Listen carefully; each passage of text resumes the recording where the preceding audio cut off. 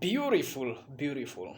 I was at the point where I said that it is very critical for us to develop ourselves socially in matters relating to how we relate with others. You agree with me that your network is your net worth, and it really pays, it really matters how you relate with others. And it's actually a very key determinant. I've had people who had first class honors degree when they graduated from campus, but they could not easily get a job. And they could not easily get a job.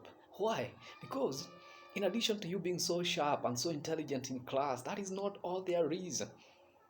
There are things that add so much value in you, and that is being able to express yourself. So I want us to look at some of the skills that are really key and critical for everyone who want to be successful in life, whether in career or in business, whether in marketing or in whichever area that you are involved in, including even in ministry, in preaching. The best preachers are the best communicators. They're the people who understand the people's needs. They're the people who understand how to relate with others. They're the people who are not so focused on putting people down, but they're always looking to raise people. Leaders are people who understand the needs of people, they're empathetic, and empathy is actually an element, an attribute of being relationally wise. It's a wisdom that every leader must have, and it's something to do with the relations and how you relate with others. So I want us to look at 5 skills that you must develop for you to be in a position to relate so well with everyone. Number one is what you call verbal communication. Verbal communication is basically the primary method through which you pass information from one person to another orally through your mouth. And if you're like me, you'll understand the attitudes of a person, you'll understand their feelings by just listening to the words that they use. Words matters a lot. In fact, the entire Bible is referred to as word. And although that is a written word, now I'm talking about verbal, what is communicated orally. The most effective teachers are those who communicate so well and are able to relate well with their students. So for us to be able to really communicate well with our with those who are listening to us, it's very important for us to choose the right words, to ask the right questions if need be, and to allow others to talk. There are people who are so poor in listening such that they don't even get to understand the whole message. They have already concluded. There are times when you can also make some judgments that will block you from understanding the message, maybe based on your own prejudices. So these are some of the things that you must master. Understanding verbal communication. Verbal communication. Then there is what you call the non-verbal communication cues. Things like the posture of a person, their facial expression, their attitudes. There are things that make a person more effective. Things like humor, emotional reactions, personal space. There's some people who want to speak something to you and then they come so close and you're like, you feel it's a bit uncomfortable. So it's key for us to understand. You can also read um, some things from a person. If you're speaking to a person and they are yawning, it could imply they are very tired, or maybe whatever you're saying is so boring, or they just don't have interest. It's important for us to be able to pay attention to non-verbal cues even as we communicate. As you can see, even when I'm making this video here, I'm not just using my facial expression. That is why I'm also ensuring that you see my hand, because by you looking at my hand, you can tell my convictions about what I'm saying. You can tell you about my attitude. You look at my face, you can tell whether I'm fearful or courageous or I'm enthusiastic. I'm enjoying what I'm doing, like I'm enjoying right now, and things like that. Those are called nonverbal cues, and you must learn. You must be a master in them. No one who was so successful in delivery, in career, and in every way without having the capacity to be able to deliver well, either verbally or non-verbally. And also, the third skill, a relational skill that you must have, and this one is a must. It's called perspective taking. You must consider the prior knowledge, thoughts, emotions, beliefs, motives, and intentions of the communicator. For instance, somebody may say something, may be yawning. That could imply tiredness. and probably they are not even yawning, but you can understand the perspective. A person has been working the whole day, they've come home, they just relax, they're just quiet. Maybe it's at home, you're trying to nag them, telling them so many things, and you haven't even welcomed them. And I remember discussing this with my wife sometimes back. I've come from work, I'm so battered, I'm so tired, and even before she served me food or even I rest, she start telling me about some things that she wants, or maybe where she want to be tomorrow, the following day. And I'm like, okay, fine, but honey, is that where you should start? Why don't you first welcome me? Why don't you first feed me? Because I'm hungry, I've been tired, it has been a hectic day.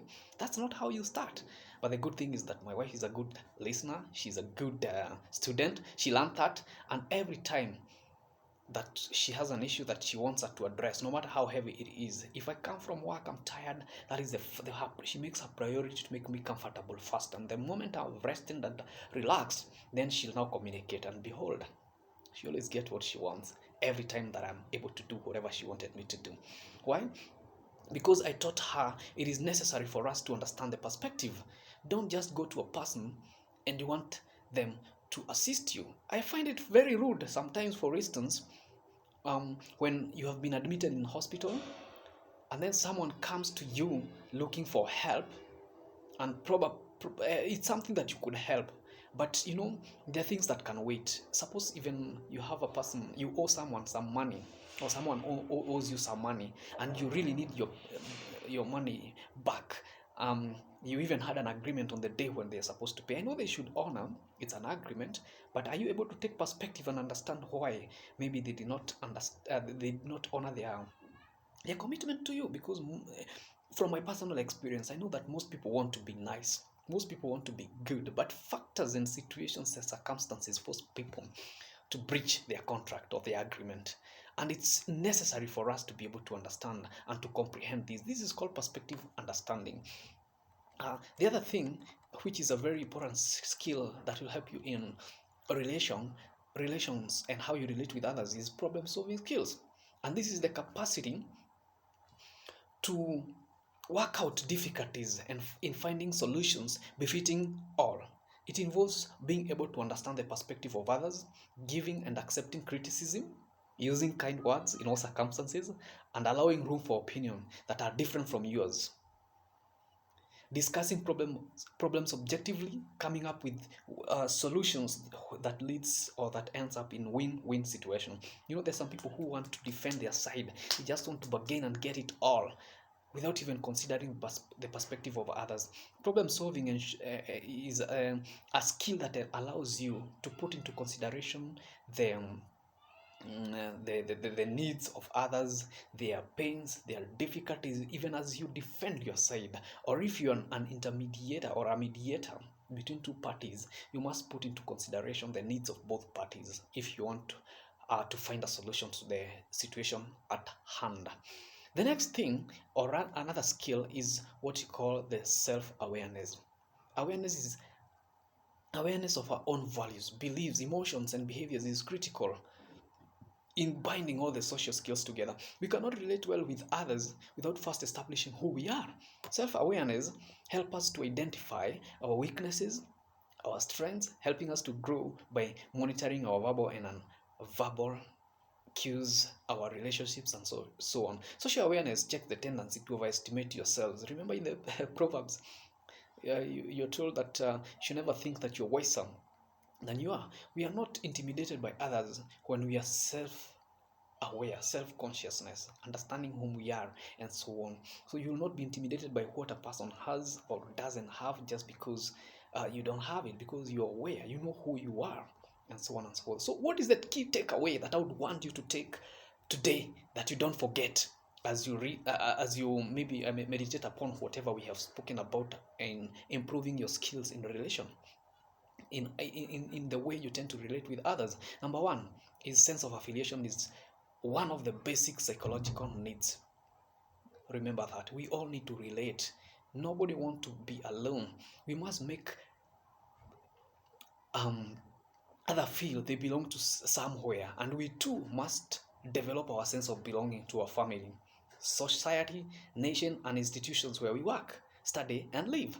So that is why people must relate wherever we are. You cannot realize all your potential all by yourself. No great vision was ever accomplished by an individual. We must learn to work with other people.